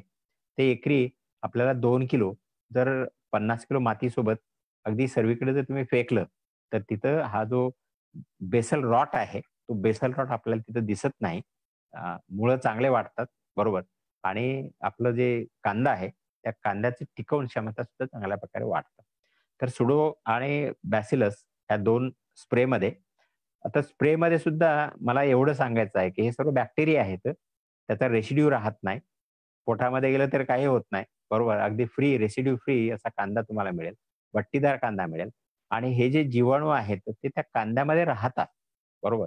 आणि तुम्ही ज्यावेळेस ते कांदा जवनीला किंवा खाली स्टोरेजमध्ये टाकता, तर कांदा हा आम्ही मागच्या 2 वर्षापासून भरपूर ठिकाणी ट्रायल घेतो आहे, बरोबर. आणि आम्हाला कांदा हा 22 मार्चला कांदा टाकलेला स्टोरेजमध्ये, तो आम्ही डिसेंबर 22ला काढला आणि फक्त 20% पर्यंत तिथं नुकसान झालं. 2 वर्षापूर्वीची गोष्ट आहे, ज्यावेळेस कंटिन्युअस पाऊस होता, बरोबर. म्हणजे ऑगस्ट, सप्टेंबर, ऑक्टोबर, नोव्हेंबरपर्यंत, नोव्हेंबरच्या 5 तारखेपर्यंत पाऊस होता. तुम्हाला माहिती आहे 2 वर्षापूर्वी काय झालं होतं. तर त्यावेळेस आमचा कांदा जो आहे, जिथं हा टोटल प्रोग्राम घेतला होता. बिगिनिंगला त्याला रूट डिपिंग केलं होतं. त्याच्यानंतर त्याच्यामध्ये आम्ही हा शुभारंभ डोस टाकला होता नत्रस पूरक पालाशच्या बरोबर. आणि त्याचबरोबर त्याला अ, नत्रस ज्यावेळेस देत होतो 30-45 दिवसाला, त्यावेळेस तिथं बायोनेटचे ग्रॅन्युल अझोस्पिरिलम, अझोस्टोबॅक्टर त्याच्यामध्ये दिली. आणि कीटक कंट्रोल करण्याकरता त्याच्यामध्ये आम्ही ब्रिगेड नावाचं जे औषध आहे, जे बिव्हेरिया बॅसियाना आहे, जवळजवळ 700 अलग-अलग प्रकारची कीटकं कंट्रोल करतं ते. मग ते अळी असो, अळीचे जास्तीत जास्त अंडे तुम्हाला अमावास्येला पडतात. तर अमावास्येच्या 2 दिवसामध्ये किंवा पौर्णिमेच्या 2 दिवसामध्ये.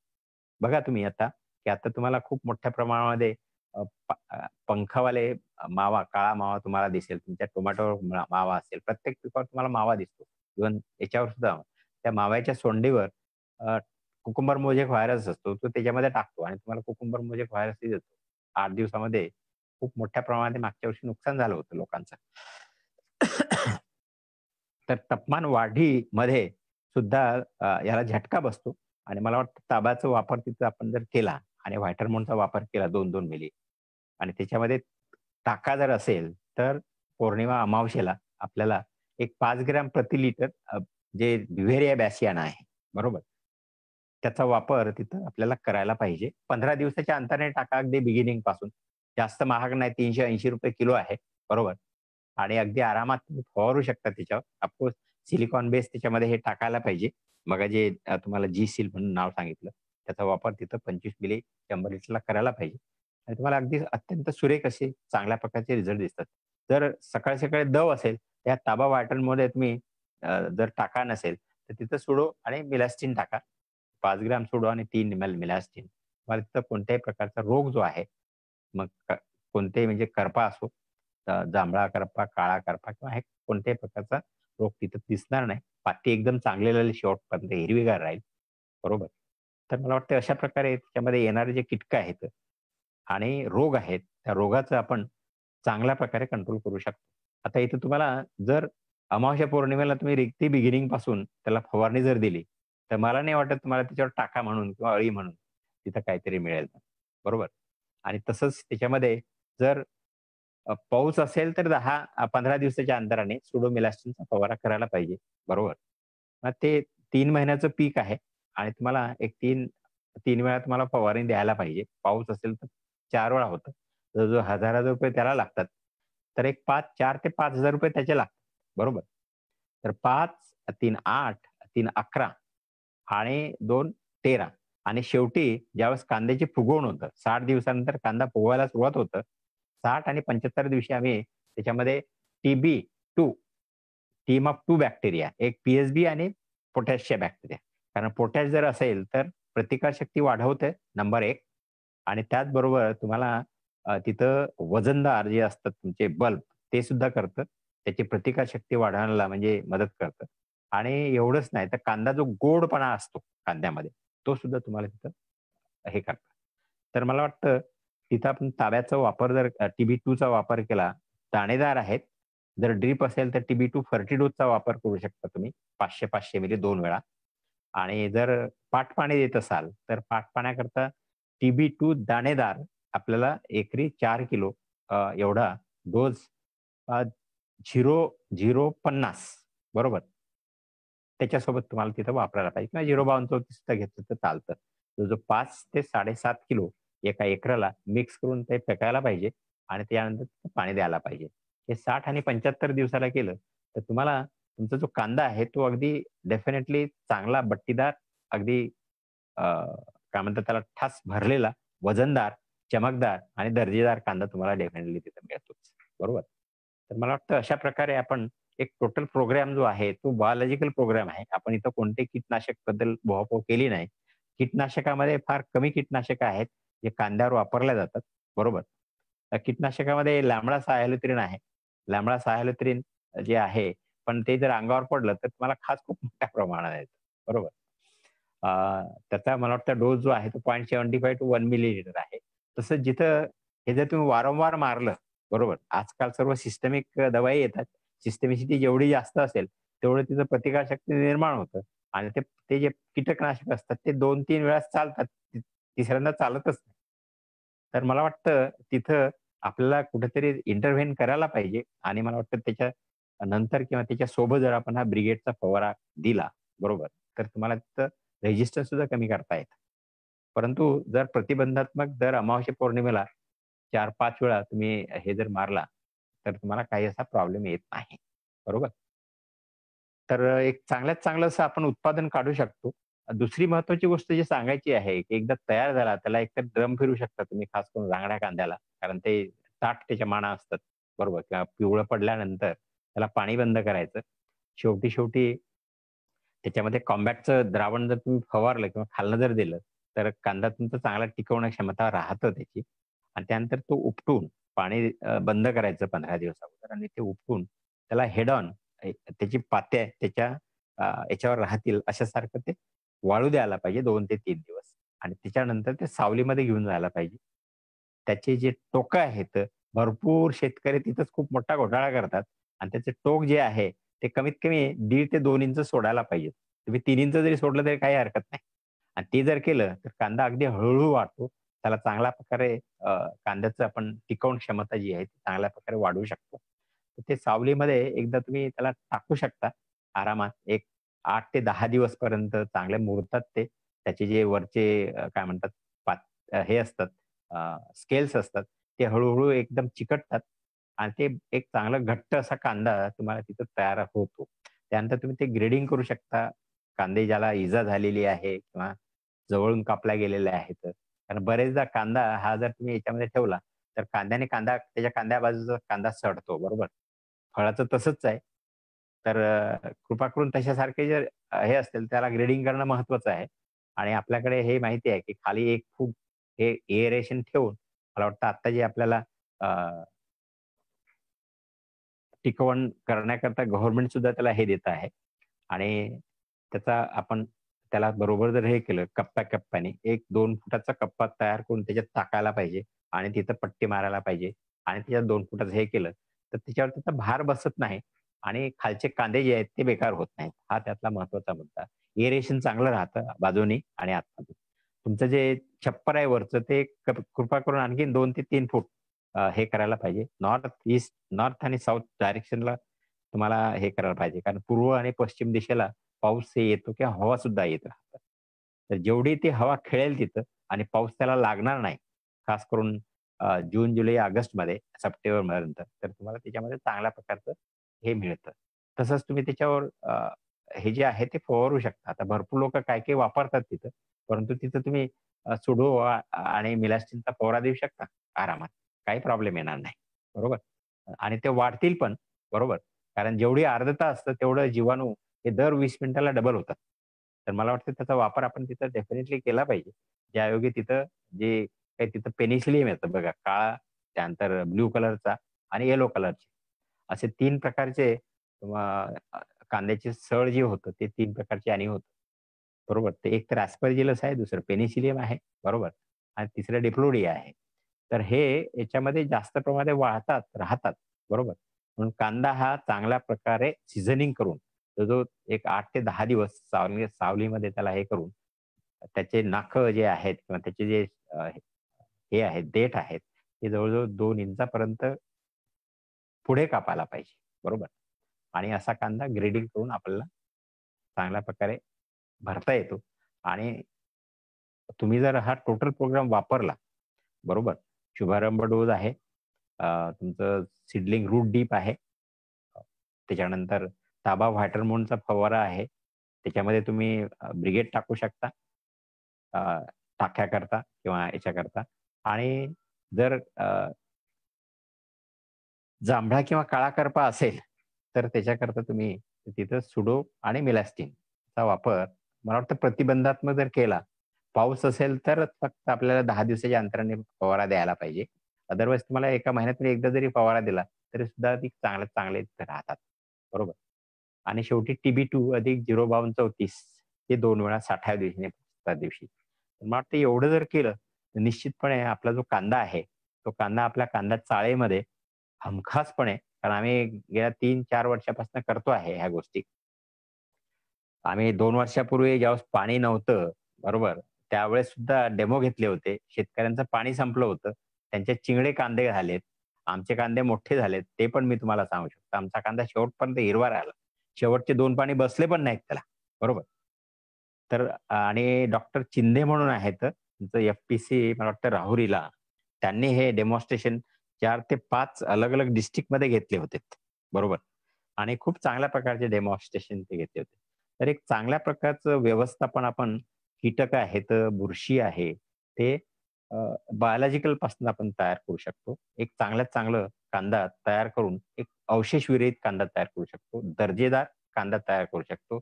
जो एक्सपोर्टमध्ये जास्तीत जास्त वेळ टिकू शकतो किंवा आपल्याकडे सुद्धा घरी चांगला मार्च पासून किंवा एप्रिल पासून तर थेट डिसेंबर पर्यंत अगदी नगण्य प्रमाणामध्ये 20% पर्यंतच त्याचं कांदे तुम्हाला जर असे हे झालेले दिसतील.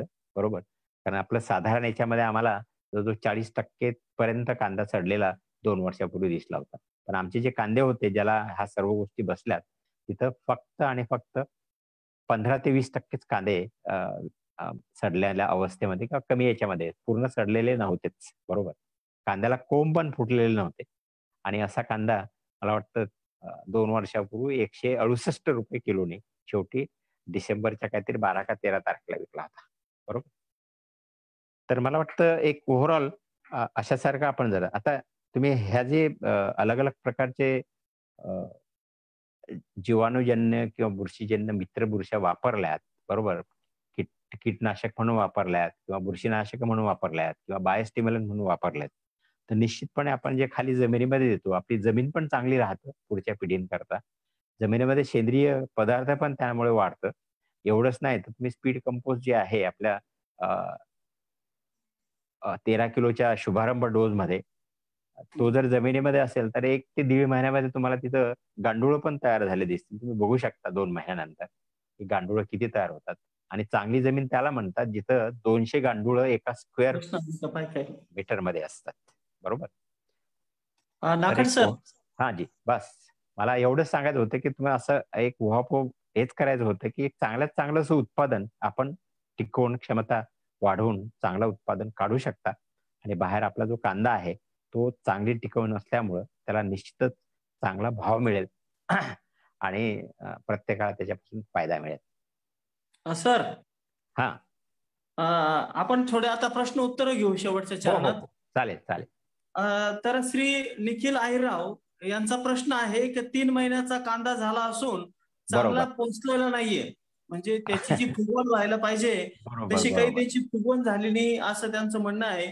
3 महिने बर म्हणजे 90 90 दिवसाचा दिवस जो बरोबर त्यांनी कांदा सांगितलाय. राईट तर बरोबर. आपण द्राक्ष विज्ञान मंडळाने जे कांद्याचं जे शेड्यूल केलेलं आहे हो हो हो त्यामध्ये आपण अमृत आकाश, अमृत कृष्णा व्हॅलीचं जे येतं राईट बायोके, राईट बरोबर 30 मिली आणि बोरॉन 10 ग्रॅम राईट असं आपण बरोबर आपल्या शेड्यूल नुसार आम्ही हा स्प्रे सुचवलेला आहे. तर बरोबर. याच्याबद्दल तुम्हाला काय वाटतं?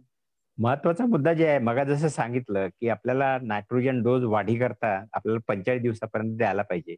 60 दिवसानंतर कांद्याची फुगवण जी आहे ती सुरुवात होतं.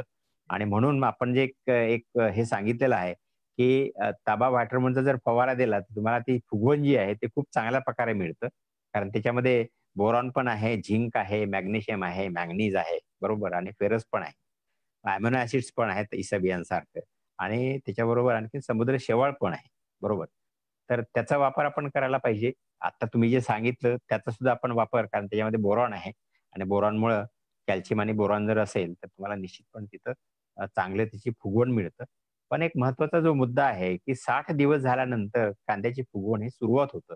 आणि म्हणून आपण तिथं जमिनीमध्ये आपल्या 1 हेक्टरमध्ये जवळजवळ 1 टन किंवा 400 किलो एका एकरामध्ये कॅल्शियम फॉस्फेट, अॅल्युमिनियम फॉस्फेट किंवा फेरम फॉस्फेट म्हणून पडलेला असतो फॉस्फरस. त्याला फक्त आपल्याला ह्या फॉस्फेट सोल्युबल एक बॅक्टेरिया द्यावा लागतो, बरोबर. तसंच पोटॅश सुद्धा आपल्या जमिनीमध्ये एका हेक्टरमध्ये जवळजवळ 30,000 किलो एवढा असतो, बरोबर. कारण आपली जमीन जी आहे ती पोटॅशियम अॅल्युमिनियम सिलिकेटची बनलेली आहे.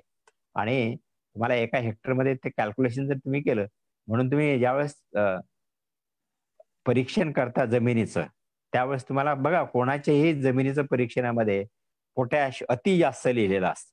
का? त्याला कारणच हे आहे की तुमच्या जमिनीमध्ये 30,000 किलो एवढा पोटॅश पडलेला आहे. फक्त एवढंच आहे की तो पोटॅश तुम्हाला मोबिलाइज करायला पाहिजे, बरोबर. सेंद्रिय पदार्थ टाकून तिथं पोटॅश मोबिलायझिंग बॅक्टेरिया टाकून त्याच्याकरता आपण तिथं TB2 जे आहे ते आपण तिथं देतो. 4 किलो दाणेदार TB2 एका एकराला 60व्या आणि 75व्या दिवशी. तर तुम्हाला काही प्रॉब्लेम येत नाही. अगदी चांगल्या प्रकारे तिथं फुगवण जी आहे ती मिळतं. धन्यवाद सर. तुम्ही आता जी माहिती दिली राईट TB2 बद्दल, तर बरोबर TB2 सुद्धा आम्ही आमच्या याच्यात खत व्यवस्थापन मध्ये बरोबर त्याचा अंतर्भाव बघतो, आम्ही करतोच. केलेला आहे. आणि राईट सगळ्यात महत्वाचं म्हणजे हा सर, कांद्याच्या बाबतीत जर म्हटलं तर आता सध्या दव धुकं खूप प्रमाणात पडते. खास बरोबर करून नाशिक जिल्हा असेल, नाशिक येस जिल्ह्यात चांदवड असेल, निफाड राईट असेल, दिंडोरी असेल, चांदवड, बरोबर म्हणजे ओव्हरऑल ओव्हरऑल सगळीकडे राईट दव धुक्याचा खूप मोठा प्रादुर्भाव आहे. आणि बरोबर या दव धुक्यामुळे हे आपल्याला माहितीये का, कांद्याचं दुष्पण जर असेल येस तर दव धुकंच आहे. तर राईट ह्यासाठी प्रतिबंधात्मक काय केलं पाहिजे शेतकऱ्यांनी? तेच मी त्याचा उहापोह केलेला आहे. कारण खास करून ज्यावेळेस बघा असं असतं, मकर संक्रांत सुरू झाली ना, बरोबर, हो. रथसप्तमी सुरू होणार आता बघा. तर रथसप्तमी सुरू होतं त्यावेळेस सूर्य हा वाढतो, दिवसाचं हे वाढतं, कारण 21 तारखेला सर्वात मोठी रात्र असतं, सर्वात छोटा दिवस असतो. आणि त्यानंतर टेम्परेचर वाढायला सुरुवात होतं. आणि आपल्या इथं ऑलरेडी नोव्हेंबरपर्यंत पाऊस झालेला असतो, आपण पाणी पण दिलेलं असतं. तर हे ज्यावेळेस टेम्परेचर कमी जास्त होतं खूप मोठ्या प्रमाणामध्ये, आणि खास करून फेब्रुवारीच्या पहिल्या आठवड्यामध्ये तुम्हाला हे जे काय म्हणतात अप अँड डाऊन्स आहेत किंवा सकाळी सकाळी दव आहे, तुम्हाला बघा गेल्या 10 दिवसामध्ये तुम्हाला दिसणं सुरू झालं असणार मोठ्या प्रमाणामध्ये. कारण टेम्परेचर हे कमी जास्त झालेलं आहे, फ्लक्च्युएशन खूप जास्त झालेले आहेत. आणि तुम्ही जर पाणी दिलं असेल तर हमखासपणे तिथं होतं. आणि मग जसं सांगितलं की त्याला आणखीन कारणीभूत जे आहे तो म्हणजे टाका किंवा थ्रिप्स किंवा फुलकिडा. तर फुलकिडं आपल्याला दिसत नाही, ते त्या पोंग्यामध्ये बसलेलं असतं, ते तुम्ही उघडून बघा, त्याच्यामध्ये 15च्या वर त्याचे पिलं पण बसलेले असतात. त्याला फक्त एकच दात असते, त्या दाताने त्याला करवतीसारखं कापते ते आणि रस शोषण करते रात्री. पण मग पहाटे पहाटे त्याच्यावर धुकं जर पडलं असेल तर तिथं 3 प्रकारचे जे काही करपे येतात, बरोबर, जांभळा आणि काळा करपा, तो तिथे लागतो आणि मग पाती जी आहे ती पाती बेकार होतं आणि पान जे असतं, पाती आहे ते त्याचं स्वयंपाकघर आहे आणि स्वयंपाकघर जर बिघडलं तर मग खाली फुगवण तुम्हाला बरोबर मिळत नाही, क्वालिटी मिळत नाही. त्याकरता आपल्याला प्रतिबंधात्मक ज्या वेळेस होतं, तर मग जसं सांगितलं, बघा आपल्याकडे सुद्धा आपला जो बाय क्लॉक आहे, आपण त्याला रिदम म्हणतो. आपण सकाळी उठतो, रात्री झोपतो. उलट होतं का? मला नाही वाटत कोणी उलटं करतं म्हणून, की रात्री जागरण करणं, कामं करणं आणि दिवसा झोपणं होत नाही. केव्हाच होत नाही. कारण आपला बाय क्लॉक जो आहे तो फिक्स झालेला आहे सूर्याचा. तसंच कीटकाचा बाय क्लॉक जो आहे, रिदम आहे, तो अमावास्या आणि पौर्णिमेचा आहे. अमावास्येला जास्तीत जास्त तुम्हाला अळीची अंडी पडलेली दिसतात. 2 दिवसात उभवतात. म्हणून मी तुम्हाला तुम्ही बघा तो थंब रूल करून ठेवा, की अमावास्येच्या 2 दिवसामध्ये आपला फवारणी झालीच पाहिजे. आमचं साधं ब्रिगेड 300-400 रुपयाचं जरी फवारलं, तरी कोणती जळी तुम्हाला तिथे मिळणार नाही. बरोबर? आणि तसंच पौर्णिमेला सुद्धा हे जे रसशोषक कीटक आहेत, मग त्यात मावा असो, तुडतुळा असो, फुलकिडा असो, पांढरी माशी असो, स्केल्स असो, मिलीबग्स असो, या सर्व प्रकारचे जे रसशोषक कीटक आहेत, त्याचं प्रजनन जे आहे किंवा त्याचं जे अंडी देणं आहे, आता थ्रिप्स अंडी देतात, परंतु मावा प्रजनन जे आहे ते त्याचे पिलं देतात. बरोबर? तर हे जे रसशोषक कीटक आहेत त्याचा प्रजनन जे आहे ते पौर्णिमेच्या दरम्यान सुरुवात होतं, ते वाढतं. म्हणून कृपा करून एवढं लक्षात ठेवा, 15 दिवसाचं अंतर ठेवा. लोक 7-7 दिवसाला फवारा करतात. बरोबर? आम्ही आता सिंजंटामध्ये भरपूर वर्ष होतो. तुम्ही लोक लॅमडा सायहॅट्रिन वापरता. पण तो कोणतेही कीटनाशक तुम्ही वारंवार जर वापरलं तर त्याच्यामध्ये प्रतिकारशक्ती हे निर्माण होतेच. बरोबर? आणि तुम्ही जर बिव्हेरिया बॅसियाना वापरलं, मेटारायझियम वापरलं, बरोबर, व्हर्टिसिलियम वापरलं, तर त्याच्यामध्ये, कारण ते सर्वच प्रकारची जी त्याचे जीवनाच्या चक्रामध्ये 4 प्रकारच्या ज्या अवस्था आहेत, मग अंडी अवस्था असेल, ऍडल्ट असेल, त्याचे पिलं असतील किंवा अळी असेल किंवा मग त्याचे प्युपा असेल, बरोबर, म्हणजे कोश असेल, तर कोशवर जरी ते पडलं तरी त्या कोशामधनं त्याचा ऍडल्ट बाहेर निघत नाही. निघाला तरी तो स्टराईल असतं, तो उडू शकत नाही. बरोबर? तुम्हाला कुठेतरी त्याचा कंट्रोल मिळतं आणि तिथे रेजिस्टंट डेव्हलपमेंट होऊच देत नाही ते. बरोबर? म्हणून मला वाटतं ते कुठेतरी त्याचा वापर हा मधामधात व्हायलाच पाहिजे. आणि तो जर आपण घेतला आणि थंबरूल जो आहे तो अमावास्या पौर्णिमा पकडा तुम्ही, 110 दिवसाचं 120 दिवसाचं पीक आहे. मग तुम्हाला सांगितलं की पौर्णिमेला तुम्हाला तिथं ट्रान्सप्लांटिंग करायला पाहिजे आणि पुढचे जे फवारे आहेत दर महिन्याला 2-2 फवारे होतात तुमचे. 2-3-6. बरोबर? पहिल्या महिन्यात काही येत नाही जास्त, शेवटच्या महिन्यात काही येत नाही. मधातला जो 1.5 महिना असतो, बरोबर, त्यात तुम्हाला 3 फवाऱ्यामध्ये तुमचं काम व्हायलाच पाहिजे. धन्यवाद सर. अतिशय मौलिक माहिती दिली आपण.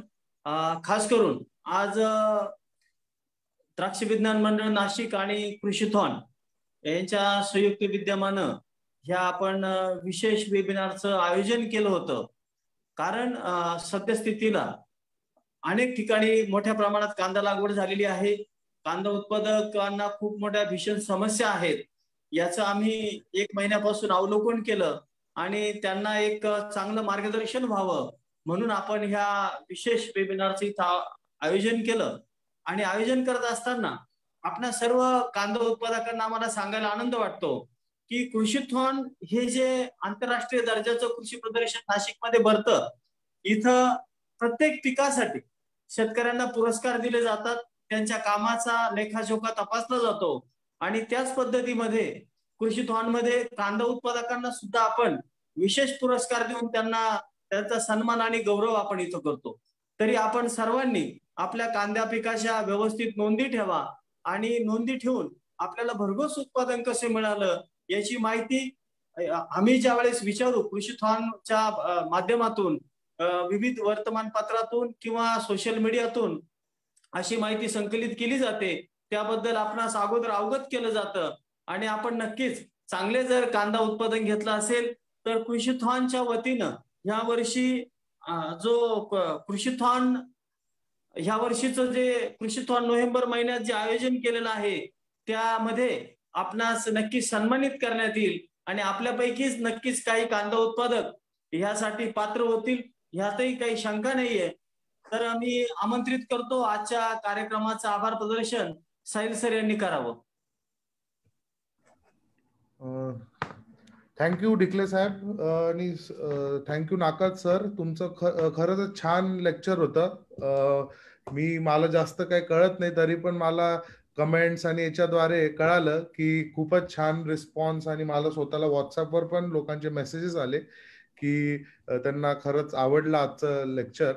तर आणि मी सर्व तुमचं थँक्यू म्हणतो. आणि पुढचं पण वेबिनार आपण लवकरच शेड्यूल करू. डिकले सर आपल्याला माहिती देतीलच. आणि कृषीथॉनला ह्या वर्षी मी तुमची सगळ्यांची वाट बघेल. आणि द्राक्ष विज्ञान मंडळाचं तर ग्रँड वेलकमच असतो. नाकाट सरांचा पण वेलकम असेल या वर्षीच्या कृषीथॉनला. तर आपण लवकरच भेटूया आणि पुढच्या वेबिनारची माहिती तुम्हाला डिकले सर देतील. धन्यवाद साहिल सर.